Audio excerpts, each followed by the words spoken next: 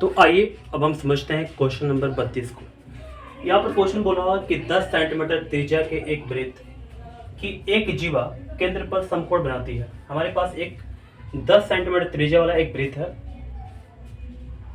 जिसकी एक जीवा जो है ना, ये जो जीवा है इसका मैंने नाम दिया ए बी और केंद्र का नाम दिया मैंने ओ। ठीक है, तो जो जीवा है केंद्र पर समकोण बनाती है। समकोण का मतलब क्या है, यानी कि 90 डिग्री होता है। तो यहाँ पर 90 डिग्री बना दी कोण। ठीक है, संगत पहला क्वेश्चन है लघु वृत्तखंड और दूसरा बोल रहा दीर्घ वृत्तखंड का क्षेत्रफल ज्ञात करें।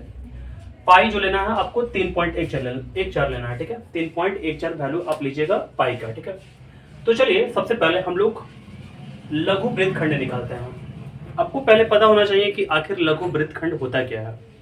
तो मैंने पहले से बता दिया हुआ इसके बारे में, लेकिन फिर से एक बार बता दे रहा हूँ। देखिएगा, ये जो हमारा पार्ट है ना, इसको बोलते हैं हम लोग लघु वृत्तखंड। ठीक है, और वृत्त का इसके अलावे जो पार्ट बचा, यानी कि अगर मैं बोलूं इसके ऊपर वाला जो भी पार्ट बचा ना ऐसे करके, तो इसको बोलते हैं हम लोग दीर्घ वृत्तखंड। तो लघु वृत्तखंड का क्षेत्रफल पहले निकालेंगे, इसके बाद हम लोग दीर्घ वृत्तखंड का क्षेत्रफल निकाल देंगे। तो देखिए, सबसे पहले हम लोग त्रिज्यखंड का क्षेत्रफल निकालेंगे ऐसे करके।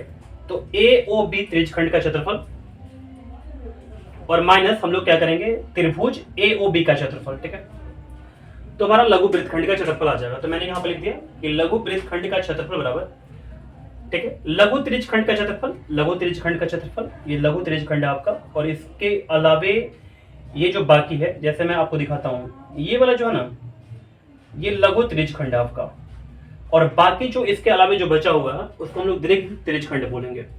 इसके बारे में मैं पहले से बता चुका हूं। ठीक है, अब देखिएगा, तो लघु त्रिज्यखंड का क्षेत्रफल, ये लघु त्रिज्यखंड का क्षेत्रफल हो गया, माइनस त्रिभुज ए ओ बी का क्षेत्रफल। ठीक है, तो हमारा आ जाएगा क्या, यानी कि ये वाला वृत्तखंड का, लघु वृत्तखंड का क्षेत्रफल आ जाएगा। अब सुनिए, आपको पता होना चाहिए ये भी कि त्रिज्यखंड का जो क्षेत्रफल होता है वो क्या होता है, थीटा बटे में 360 पाई आर स्क्वायर। तो मैंने यहाँ पर रख दिया थीटा बटे में 360 पाई आर स्क्वायर, माइनस ये त्रिभुज जो है ना, ये समकोण त्रिभुज है क्योंकि वहां पर 90 डिग्री बना हुआ है ना। तो समकोण त्रिभुज का जो क्षेत्रफल होता है वो क्या होता है, 1/2 गुणे आधार गुणे ऊंचाई। आधार क्या हो जाएगा, ए हो जाएगा, और बी जो होगा वो ऊंचाई हो जाएगा। तो हमने सब कुछ यहाँ पर बता दिया आपको। इसके बाद वैल्यू को पुट करेंगे, जैसे यहाँ पर थीटा का जो मान है हमारे पास 90 रख लेंगे बटे में 360। पाई का मान भूलेंगे नहीं, कुछ लोग भूल जाते हैं पाई का मान, फटाफट वो 22/7 तक देते हैं। ठीक है, लेकिन आप बिल्कुल भूलेंगे नहीं। क्वेश्चन जब भी आप बनाइएगा, ठीक है, तो आपको यहाँ पर ध्यान देना चाहिए कि जो पाई का मान ये क्वेश्चन में क्या बोल रहा है। अगर कुछ नहीं बोलता है तो 22/7 रखते हैं, अगर बोलता है जैसे पाई का मान बोलेगा 3.14 रखिए, तो आपको यही लेकर चलना पड़ेगा। ठीक है, तो यहाँ पर मैंने यहाँ पर 3.14 रख दिया, गुणे क्या हो जाएगा, 10 गुणे 10 हो जाएगा, क्योंकि आर का जो मान हमारे पास 10 है, तो 10 गुणे 10 हो जाएगा, क्योंकि आर का स्क्वायर का मतलब क्या होता है, यानी कि यहाँ पर 2 बार गुणा करके लिख दिया जाता है। ठीक है, माइनस हो जाएगा 1/2 हो जाएगा। यहाँ पर ए का मान जो 10 है, तो ये भी त्रिज्या है, ये भी त्रिज्या है, तो दोनों 10 ही होगा, तो 10 गुणे 10 हो गया। इसको घटा लेंगे, 9 चौका 36, 4 बार में कैंसिल हो जाएगा, 2 दूनी का 4 होगा, 5 दूनी का 10 होगा, फिर 2 से कटाएंगे 10 को, तो 5 बार में कैंसिल हो जाएगा। तो यहाँ भी कटा देंगे आप, 2 5 10 हो जाएगा। तो यहाँ पर क्या बचा आपके पास, 3.14 और गुणे 5 गुणे 5।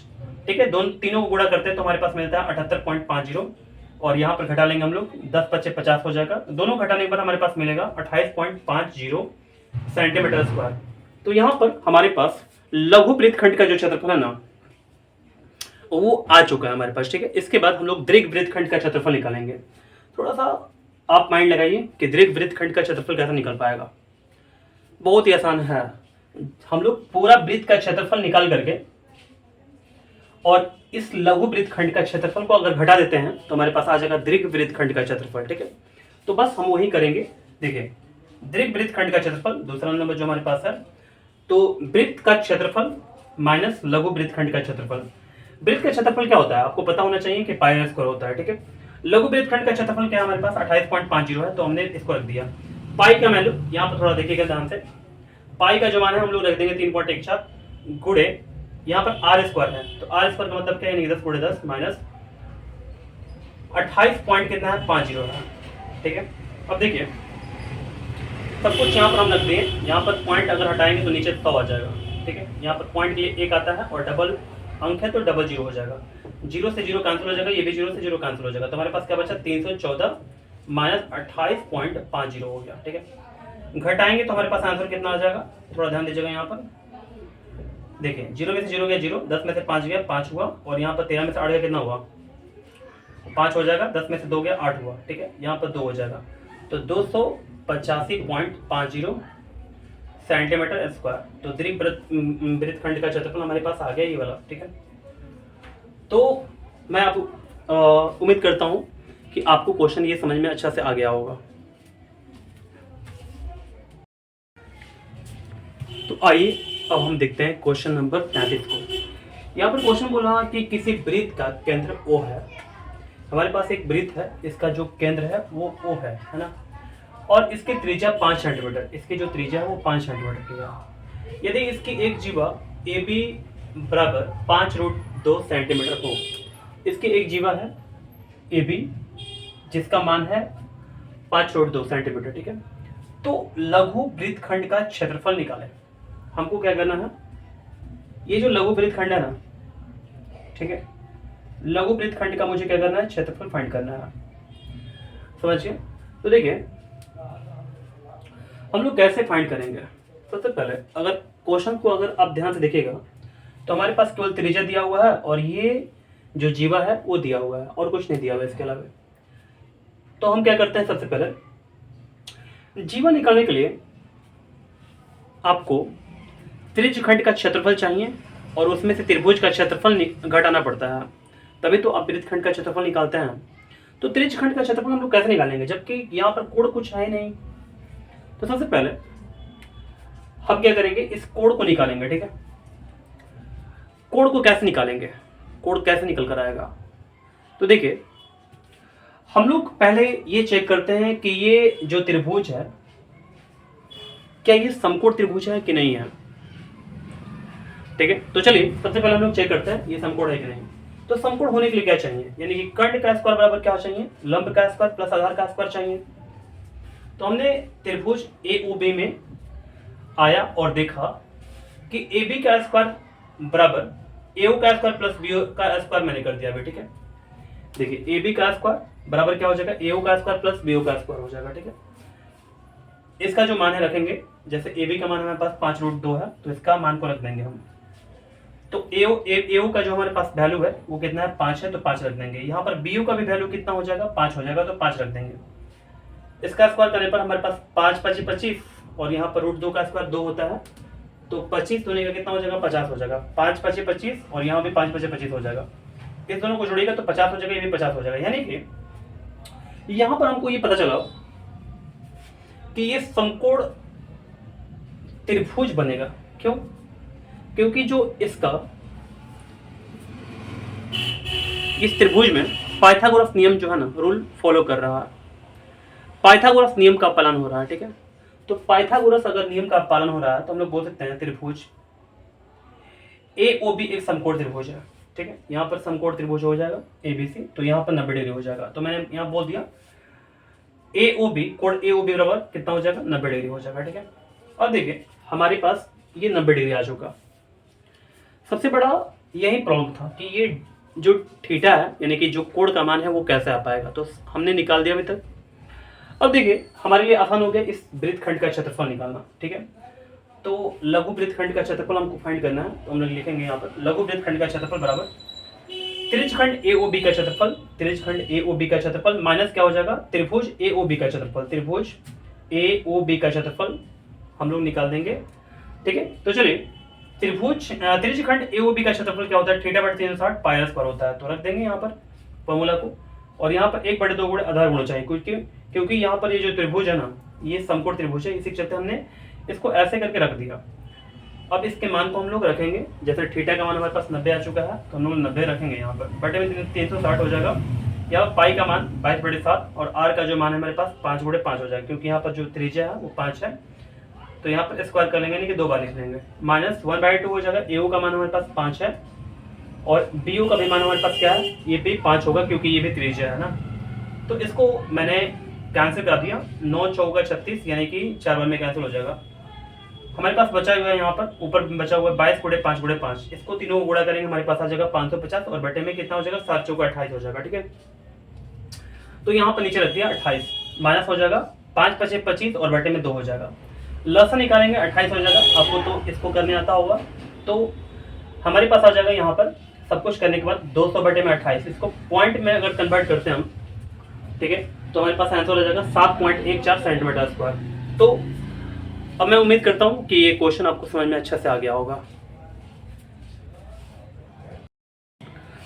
तो आइए अब हम समझते हैं क्वेश्चन नंबर 34 को। यहाँ पर क्वेश्चन बोला है कि 4 सेंटीमीटर त्रिज्या वाले वृत्त के 30 डिग्री कोण वाले त्रिज्यखंड का क्षेत्रफल ज्ञात करें। हमारे पास 4 सेंटीमीटर त्रिज्या वाले, हमारे पास 4 सेंटीमीटर त्रिज्या है, वृत्त के 30 डिग्री कोण में, ये वृत्त है ना, तो इसके 30 डिग्री कोण वाले त्रिज्यखंड का क्षेत्रफल ज्ञात करें। इस त्रिज्यखंड का क्षेत्रफल मुझे फाइंड करना है। फिर संगत दीर्घ त्रिज्यखंड का भी क्षेत्रफल ज्ञात करें। तो एक तो पहले हमारे पास 30 डिग्री वाला जो त्रिज्यखंड बना उसका क्षेत्रफल फाइंड करना है, और इसके अलावा जो क्षेत्र है ना, इसको हम लोग बोलते हैं दीर्घ त्रिज्यखंड, तो इसका भी क्षेत्रफल फाइंड करना है। ठीक है, तो अगर दीर्घ त्रिज्यखंड में दिखाऊं आपको, लघु तो आप जानते होंगे, दीर्घ आपका ये है। ठीक है, समझ गए, इसका क्षेत्रफल फाइंड करना है। अगर हम लघु त्रिज्यखंड का क्षेत्रफल निकाल दें तो दीर्घ त्रिज्यखंड का क्षेत्रफल निकालने में आसानी होगा। कैसे? पूरे वृत्त के क्षेत्रफल में से लघु त्रिज्यखंड के क्षेत्रफल को घटा लेंगे तो हमारे पास आंसर आ जाएगा। ठीक है, यह एक और तरीका है। यहां पर हम लोग अगर कोण को निकाल देते हैं तो जैसे आपको पता होना चाहिए कि ये 360 होता है ना, पूरा पूरा मिला करके, तो यहाँ पर 30 है, तो ये पूरा यहां से लेकर के यहां तक कितना होगा, 330 हो जाएगा। ठीक है, तो इस थीटा का मदद लेकर के, थीटा बटे 360 और पाई आर स्क्वायर, इसका मदद लेकर के हम इसका क्षेत्रफल निकाल सकते हैं। ठीक है, यानी कि दीर्घ त्रिज्यखंड का। तो दो तरीका मैंने आपको बता दिया, जो आपको समझ में अच्छा है उसको आप उस तरीके से आप बनाइए। मैंने जो बनाया हुआ है, इस छोटे वाले त्रिज्यखंड का क्षेत्रफल जो है, यानी कि लघु त्रिज्यखंड का क्षेत्रफल को बड़े वाले पूरा वृत्त में से घटा लिया हुआ है। ठीक है, मैं फिर से बोलता हूँ, वृत्त का क्षेत्रफल में से लघु त्रिज्यखंड का क्षेत्रफल घटा करके मैंने दीर्घ त्रिज्यखंड का क्षेत्रफल निकालने की कोशिश किया हुआ है ना। तो चलिए देखते हैं कि ये क्वेश्चन कैसे कैसे बनेगा। तो मैंने लिख दिया यहाँ पर 30 डिग्री कोण वाले त्रिज्यखंड का क्षेत्रफल, 30 डिग्री कोण वाले, यहाँ पर बोला हुआ है ना कि 30 डिग्री कोण वाले त्रिज्यखंड का क्षेत्रफल ज्ञात करना है। तो मैंने यहाँ पर लिख दिया, बराबर फॉर्मूला क्या होगा, थीटा बटे 360 पाई आर स्क्वायर। थीटा का मान 30 दिया हुआ है, 30 रख लेंगे, बटे में 360 हो जाएगा, पाई आर स्क्वायर हो जाएगा। पाई का वैल्यू 22/7, आर का मान जो हमारे पास है 4 है, तो 4 का स्क्वायर यानी कि 4 गुणे 4 हो जाएगा। कटाएंगे 30 से 360 को तो 12 बार में कैंसिल हो जाएगा, 4 से कटाएंगे 12 को तो 4 3 12 3 बार में कैंसिल हो जाएगा। 22 चौका 88 होगा, यहाँ पर 7 के 21 हो जाएगा। पॉइंट में लाएंगे अगर 4.19 हमारे पास आंसर आ जाएगा। तो मैं बोल सकता हूँ कि 4.19 सेंटीमीटर स्क्वायर। तो ये क्वेश्चन तो बहुत ही आसान है। ठीक है, लघु त्रिज्यखंड का क्षेत्रफल हमने फाइंड कर लिया। इसके बाद अब हम निकालते हैं संगत दीर्घ त्रिज्यखंड का क्षेत्रफल। ठीक है, तो जैसे मैंने बोला था कि वृत्त का क्षेत्रफल माइनस लघु त्रिज्यखंड का क्षेत्रफल, तो मैंने यहाँ पर इसको लिख लिया। वृत्त का क्षेत्रफल का फॉर्मूला जो होता है पाई आर स्क्वायर और माइनस क्या हो जाएगा, त्रिज्यखंड का क्षेत्रफल क्या हमारे पास आया हुआ, लघु त्रिज्यखंड का क्षेत्रफल 4.19 आया हुआ है ना, तो मैंने यहाँ पर रख दिया। ठीक है, पाई का वैल्यू 22/7, आर का जो मान है हमारे पास 4 हो जाएगा, 4 गुणे 4 हो जाएगा, माइनस 4.19 हो जाएगा। ठीक है, ठीक है, इस तीनों को गुणा करेंगे यानी कि 22 गुणे 4 तो हमारे पास आ जाएगा 352 बटे में क्या हो जाएगा 7। इसको अगर पॉइंट मिलाते हैं तो हमारे पास आ जाएगा 50.29 और माइनस में हो जाएगा 4.19। ठीक है, तो अगर दोनों को घटाते हैं तो हमारे पास आ जाएगा पूरा यहाँ पर 46.10 सेंटीमीटर स्क्वायर। तो उम्मीद करते हैं ये क्वेश्चन आप अच्छे से समझ गए होंगे। तो आइए अब हम समझते हैं क्वेश्चन नंबर 35 को। यहाँ पर क्वेश्चन बोला कि 21 सेंटीमीटर त्रिज्या के एक वृत्त में एक चाप वृत्त के केंद्र पर 60 डिग्री का कोण बनाती है, तो निम्नलिखित ज्ञात कीजिए। पहला बोला हुआ है कि चाप की लंबाई, दूसरा बोला है उस चाप द्वारा निर्मित त्रिज्यखंड का क्षेत्रफल, तीसरा बोला है संगत चाप द्वारा निर्मित वृत्तखंड का क्षेत्रफल, जबकि √3 का मान जो लेना है वो 1.73 लेना है। ठीक है, तो आप क्वेश्चन अगर ध्यान से पढ़ेंगे तो आपको समझ में अच्छा से आ जाएगा। हालांकि मैं बताने की पूरी कोशिश करता हूँ। ठीक है, देखिए, तो मेरे पास 21 सेंटीमीटर त्रिज्या वाला एक वृत्त है। ठीक है, 21 सेंटीमीटर त्रिज्या इसका, 21 सेंटीमीटर त्रिज्या वाला हमारे पास क्या है, एक वृत्त है। ठीक है, तो बोल रहा एक चाप, ये हमारे पास एक चाप है, यहां से यहां तक देख सकते हैं आप, एक चाप है ना, ये वाला चाप हमारे पास है। तो एक चाप वृत्त के केंद्र पर 60 डिग्री कोण बनाती है। फिर से बोल रहा हूं, एक चाप वृत्त के केंद्र पर 60 डिग्री का कोण बनाती है। वृत्त के केंद्र पर 60 डिग्री कोण क्या कर दी, इस चाप के द्वारा बनाया गया। अब देखेंगे तो ऐसे करके बनाया गया ये चाप, ठीक है ना, 60 डिग्री कोण। तो निम्नलिखित ज्ञात कीजिए, चाप की लंबाई ज्ञात करना है। ये जो चाप मैंने दिखा ना आपको, इसका लंबाई क्या निकालना है। उस चाप द्वारा निर्मित त्रिज्यखंड का क्षेत्रफल, ये मुझे त्रिज्यखंड का क्षेत्रफल निकालना है। ठीक है, अगर इसके अंदर के क्षेत्र को देखें हम लोग, तो इसका हमको क्षेत्रफल निकालना है। संगत चाप द्वारा, इस चाप के द्वारा निर्मित वृत्तखंड का क्षेत्रफल, यानी कि ये वाला हमारे पास वृत्तखंड है, इसी का क्षेत्रफल फाइंड करना है। तो आप समझ गए होंगे लगभग अब। तो हम चलते हैं अब आगे और इसको बनाते हैं, इस क्वेश्चन कैसे बन पाएगा। ठीक है, चाप की लंबाई का फॉर्मूला क्या होता है, θ/360 और 2 पायर होता है। तो मैंने यहाँ पर इसको रख लिया, थीटा का मान 60 है मेरे पास, 60 रख लिया, बटे में 360 हो जाएगा 2 पायर, 2 इंटू 22/7 हो जाएगा। आर का मान कितना हमारे पास, 21 रख लेंगे। इसको 60 को कटाएंगे, 60 से कटाएंगे 360 को, तो 6 बार में कैंसिल हो जाएगा। अब यहाँ पर हम ऐसे कर सकते हैं, 2-3, यहाँ पर देखिए 60 से कटाएं 360 को, तो 6 बार में कैंसिल हो जाएगा। ठीक है, और हम 7 × 21 कटा सकते हैं, 3 दूनी का 6 कटा सकते हैं और 2 एकम 2 कटा सकते हैं। तो हमारे पास सिंगल बचा केवल क्या, यानी कि 22 बचा। तो 22 सेंटीमीटर हमारे पास आंसर आ चुका। किसका, इस चाप की लंबाई का। चाप द्वारा निर्मित त्रिज्यखंड का क्षेत्रफल निकालना मुझे, इस त्रिज्यखंड का क्षेत्रफल निकालना है। ये बहुत ही आसान है, आप फॉर्मूला अप्लाई कीजिए, θ/360 πr²। ठीक है, पहला दूसरा क्वेश्चन आसान है बहुत ही ज्यादा। तीसरा क्वेश्चन थोड़ा सा इसके मुकाबले थोड़ा सा ज़्यादा बड़ा है और थोड़ा समझना पड़ेगा इसको। तो ये क्वेश्चन हमारे लिए आसान है। θ/360 πr² हो जाएगा फॉर्मूला त्रिज्यखंड का क्षेत्रफल। थीटा का मान हमारे पास, थीटा का मान 60 है हमारे पास, बटे में 360 हो जाएगा। पाई का मान हमारे पास 22/7 हो जाएगा। यहाँ पर आर का मान हमारे पास 21 है, तो 21 का स्क्वायर हो जाएगा। कटाएंगे 60 से 360 को, तो 6 बार में कैंसिल हो जाएगा। फिर 7 × 21 3 बार में, और 3 दूनी का 6 यहाँ पर 2 बार में, और 2 से घटाएंगे 22 को, तो 11 बार में कैंसिल हो जाएगा। 11 गुणे हम लोग 21 कर लेंगे, तो हमारे पास आ जाएगा 231 सेंटीमीटर स्क्वायर, जो चाप द्वारा निर्मित त्रिज्यखंड का क्षेत्रफल है। यानी कि ये वाला पूरा त्रिज्यखंड का क्षेत्रफल हमारे पास आ गया। वृत्तखंड का क्षेत्रफल निकालेंगे। वृत्तखंड का क्षेत्रफल देखिए, थोड़ा ध्यान देना पड़ेगा आपको। वृत्तखंड का क्षेत्रफल निकालने के लिए त्रिज्यखंड का क्षेत्रफल में से त्रिभुज का क्षेत्रफल घटाना पड़ता है। लेकिन यहाँ पर हमारे पास त्रिभुज का क्षेत्रफल कैसे निकल कर आएगा। त्रिज्यखंड का क्षेत्रफल तो निकल कर आ चुका है 231, है ना। तो फिर से मैंने घटा दिया हुआ यहाँ पर, हालांकि घटाएंगे नहीं, डायरेक्ट भी लिख देंगे तो हमारा यहाँ पर काम बन जाता, लेकिन हमने लिख दिया हुआ है। ठीक है, तो संगत चाप द्वारा बने वृत्तखंड का क्षेत्रफल फॉर्मूला क्या होता है, θ/360 πr²। अब चाहे तो यहाँ पर डायरेक्ट लिख दीजिएगा 201 डायरेक्ट। ठीक है, माइनस क्या हो जाएगा, √3/4 गुणे भुजा स्क्वायर।